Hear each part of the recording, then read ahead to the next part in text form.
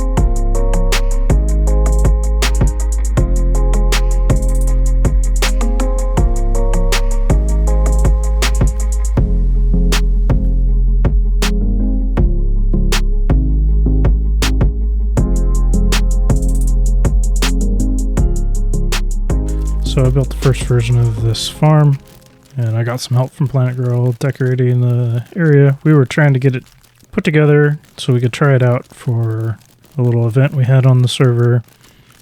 And yeah, I just wanted to show you how this version works and talk about some of the issues we had. So the person that's doing the red light, green light would stand here. It's kind of hard to see the light during the day, but so you can see in there barely is a little Creaking. They've all been name tagged so that way they don't despawn during the day. You can hear somebody down there freaking out. Yeah. So yeah, you can kind of see when I look at the guy there. It's easier to see the lights in the nighttime, but when I look away, he goes up and it's green, and then when I look at, he falls in the water and it turns red. And one of the issues was the people down below, the angle of it, they could see the guy in the glass. So the short-term solution, so we could play the game and see if it worked, was putting this platform out there. I don't really like how that looks. I think I could probably raise the guy up, and so then this platform will get raised. And yeah, it's pretty simple redstone, so I just want to show you some of that. So yeah, there's a pressure plate under Simon there in the middle. When Simon's standing on the pressure plate, the redstone line lights up, goes into repeater. So then redstone line comes down, and then we just have, the line go that way, and then the opposite redstone torch on the side that goes into this. I have powdered snow in front of the lights because I was trying to just hide the texture of the redstone lamps. It kind of works, but it's really hard to tell in the daytime. And I thought that what would happen was when it was green light, they're all facing this way, and they're stopping the Creakings in front of them. But once they get past the Creaking, I'm looking at it on standing up there, so then it should stop while it's a red light. But what really happened was with all the players, especially when the Creakings were bunching up,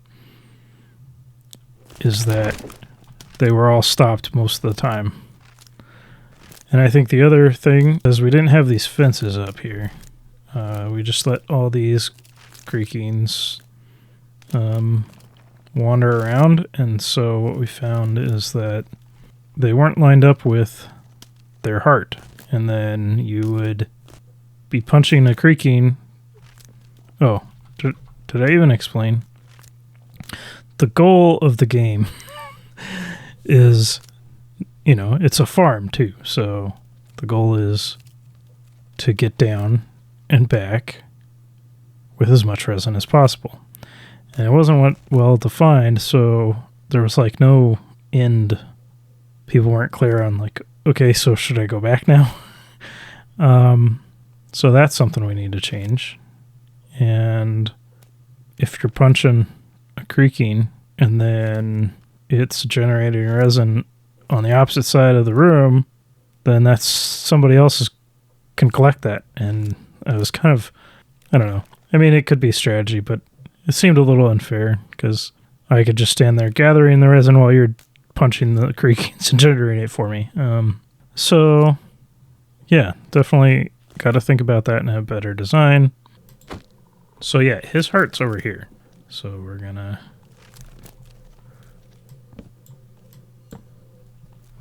move him back. Like this. Okay. So yeah. So I was breaking it up into lanes so that each person would have a creaking and a creaking heart. But we don't have enough creakings for that. So yeah, they're kind of stuck there because they can't move past this, and so they can't get over to this other side. So I think I want to move the creaking hearts, which I'm gonna have to, yeah, and I think I want to make the lanes 3 wide. So then we can have a creaking heart in the middle for each one. Which means the outer dimensions of the building are going to be a little different. And then the other part is knowing when to come back. Because right now, I think normal red light, green light is going there and getting back, right? Like, or getting across to tag the person that is doing red light, green light. But this is, yeah, the goal is to get down. And so yeah, when you pass, so at some point you're gonna have to pass your creaking because it's following you, and you're like, while you're here, you're gonna have to punch him to, and yeah, look away. So you're gonna have to, yeah, I think having the lanes is gonna make it easier to, You have to manage the guy that is generating resin. That was the one thing I was noticing, is somebody would be punching and then it's generating resin for somebody else, and it's like, well, they just collected the resin I created and nobody's punching the one that I'm standing by. So so we played a game like that, and I kind of want phantoms to be part of the game too, because everybody's always sleeping on an SMP, and playing this game was kind of a reason to not sleep. Because yeah, you can only play, the creakings only generate resin at nighttime. If you punch them in the day, they don't generate resin. So it's kind of you generate resin, kind of perfect to also, you get phantoms randomly, so you can collect phantom membranes as well. So yeah, we have to think about how we're going to make changes to make this game a little better, a little clearer on when it starts and when it ends. And yeah, it'd be nice to have a way to collect the resin instead of just ending up in players' inventories and then you don't know who won. So let's head into a creative world to play around more with the creaking. Oh, and you can't sleep here because they're always here. So I've been in a creative world making some tweaks to the design. Take a look real quick. Lanes are at least 3 wide now. You can see I adjusted the lights, so now that each lane has a red light, green light, and a heart. So you should be able to tell which is red and green. And I also got rid of the powdered snow, so that way we can tell better even during the day which one's lit up. Although it is still only playable at night because the Creakings will not generate resin during the day. So the hardest part about this is once the Creakings spawn, getting them into the right lane. Redstone is pretty much the same. I raised this up higher. I was kind of doing I was going to try to add some redstone to when the game starts, based on when the player's standing here. Let's go into survival so we can see. Okay. A chicken just died. So that's red light. I can hear it. Green light, and then it switches. And I actually realized the creaking itself can be higher than the player, which is nice to allow the person that's at range, to be able to see everybody. And the last version of glass was at this level, so then the bottom of it would be kind of in the way to be able to shoot the person in the middle. You'll notice also that those guys down there, they're out of range for me. So even during red light, they'll be moving around, but I'm thinking that won't probably be an issue for most of the game because most of the players will be looking at their own creaking. Once the creakings are moved into their own lane and name tagged so they don't despawn, so that way they are always in their lane. If you don't name tag them, then they'll despawn it in the day and then spawn somewhere else, not inside the thing. So gotta name tag them. I'm really curious what happens when you have more players on. If the creakings move to the person that's only in their lane, or if they're kind of tracking one person and then I'll end up, back here. But yeah, you're gonna have to kind of manage your... I'm gonna die. But then you gotta run. And yeah, I'm thinking that when more players are on, these guys will not move as much, and so they won't be as much of a problem while you're running down and gathering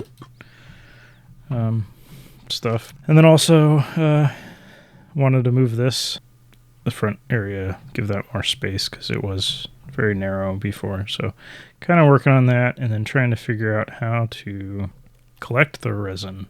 I was thinking a pot because then we could do a pretty easy comparison once it's full. I could probably even do that in like here. I could probably put like this. See, this is gonna stick up though. So can't have that there, but oh, a torch probably. We're just gonna do this live. So that should be a full signal. Wait, is that hopper not locked? That hopper might not be locked. Yeah, okay. So that's off. This is on compare mode. Okay, that's right. I think I want compare mode. Stand here. Fill this up and watch that go up and not get to the last one. Okay. So if I stick the torch back here, it should all turn off. And then as soon as I put 1, 2, 3, 4, it goes on and it goes all the way to the end. And that should be completely full. Yep, no more. I should be able to put carpet on top of these. And then that is just enough room to do the same thing on this one. I do need to figure out how I'm locking the hoppers. And that's kind of what this was. So I was trying to use leaf stone because this is going to be visible from the front doors. I was thinking, oh, I could put piston and block and use leaf stone, and it's kind of decorative. It won't look too bad. to send a signal down. But yeah, I discovered, and this should have been fairly obvious, but it only goes so far. So yeah, it lights up there. 1, 2, 3, 4, 5, 6, 7. So that's 7. So that's the max distance that I can send this down. So yeah, that is higher than the floor. So I guess technically this is the floor level. That would probably be, because it's a pulse. Okay, I need a sticky piston.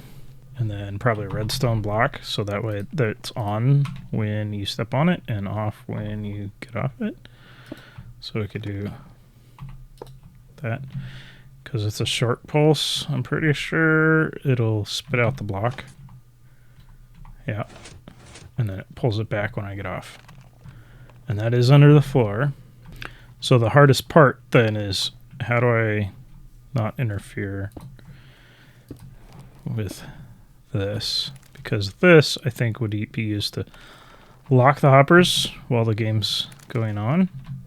And then once they're full, we'd want to, yeah, once this goes off, that's when we could maybe drop her.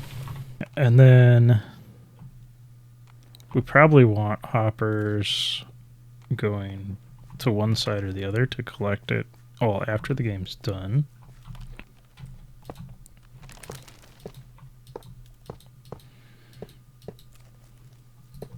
Okay, so this, if we power that block, basically if we power these blocks, that'll lock those hoppers.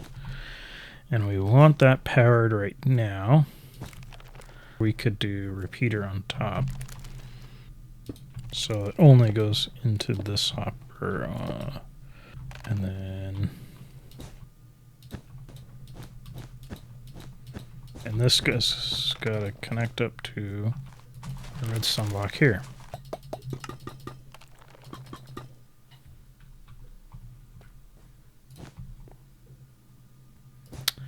Duh. These need to be dispensers, not trappers. Okay, I didn't see it, but I heard it. That's a bummer. I don't know why I'm doing this one. I'm probably going to have to move them. So there's a comparator into the block, which that... oh, in fact, this block isn't necessary because the comparator goes into that block. So...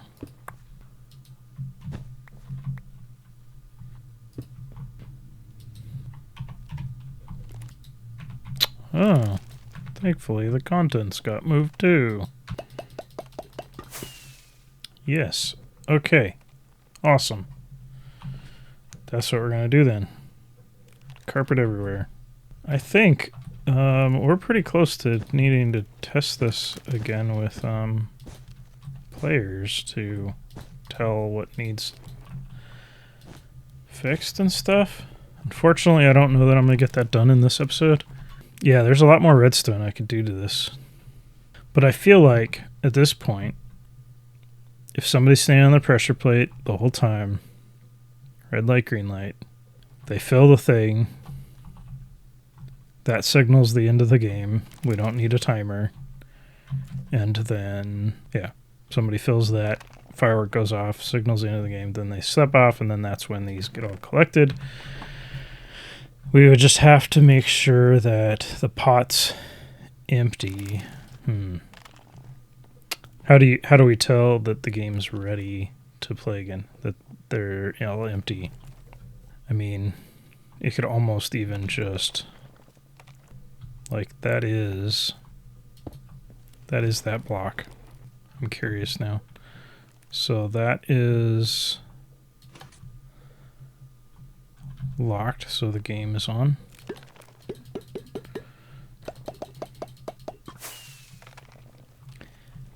Okay. I mean, that's cool. That works.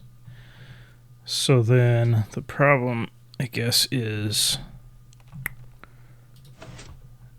as soon as that starts emptying, it goes off.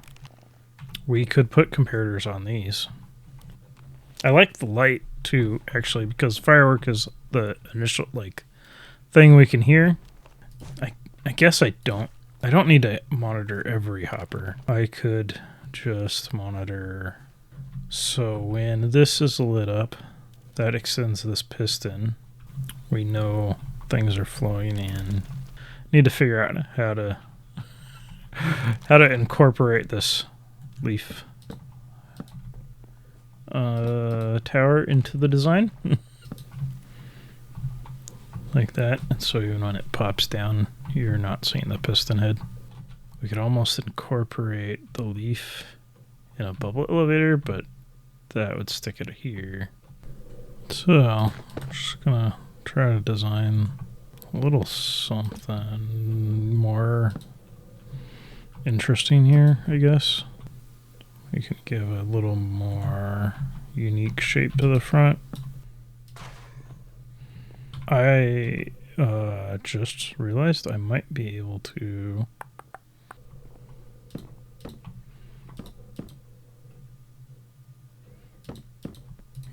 use shelves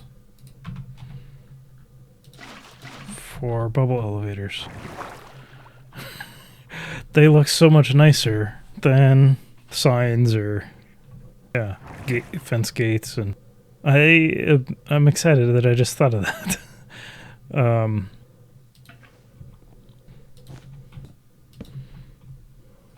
Something like that with some texturing. I almost want to use these.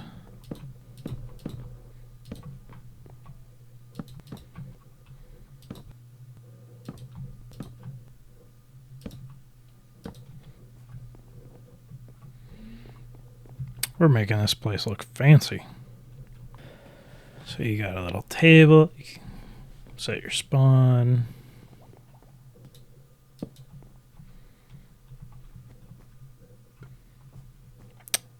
Oh, that powers this. What kind of block do I have that I could put there that isn't a block? Try to stair, like, and make that look like, because in theory, I could do that. That might actually be interesting. Especially given that there's a chest here. Maybe I do...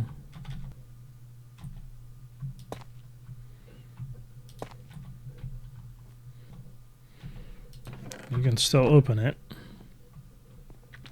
So there's like lockers for people's stuff when they don't have room in their ender chest or whatever. They can put it all in a barrel. Yeah, this might work, because if I texture, this can even be... It does look a little green. I'm trying to remember what the other color, like, tough is kind of green compared to this.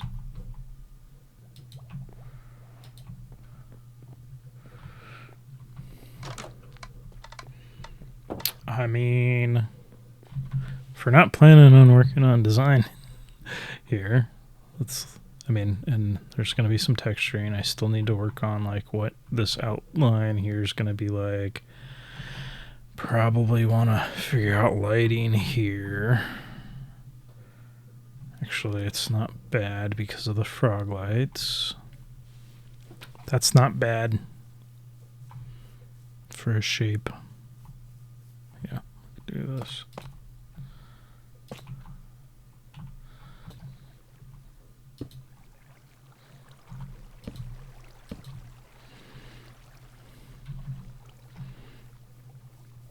I think this is great progress on the design, the game. Now we just need to figure out when we're going to playtest this. I'd like to playtest it before I build this all on survival again. So I'm gonna maybe copy this over to a different world, and playtest this with some folks, and then we'll see. I'll let you know how it goes, and if you want to build it in your world, you're welcome to. I think I've showed quite a bit of how it works, and yeah, I'd love to hear how it goes, and any changes you decide that you should make. So have a good one, everybody, and we'll see you next time. Goodbye.